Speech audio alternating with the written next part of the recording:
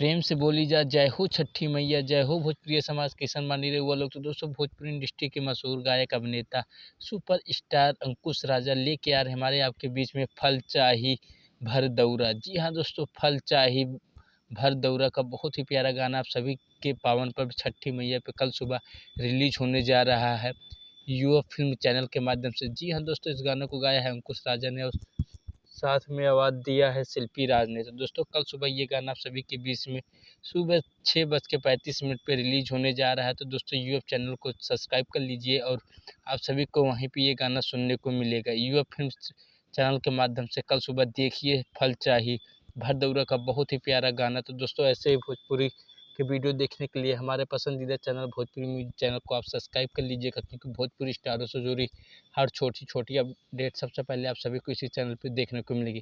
तो देर किस बात की, फटाफट सब्सक्राइब करिए भोजपुरी म्यूजिक चैनल, पाए पसंदीदा स्टार जुड़ी हर खबर सबसे पहले। जय हिंद, जय भारत, जय हो भोजपुरी।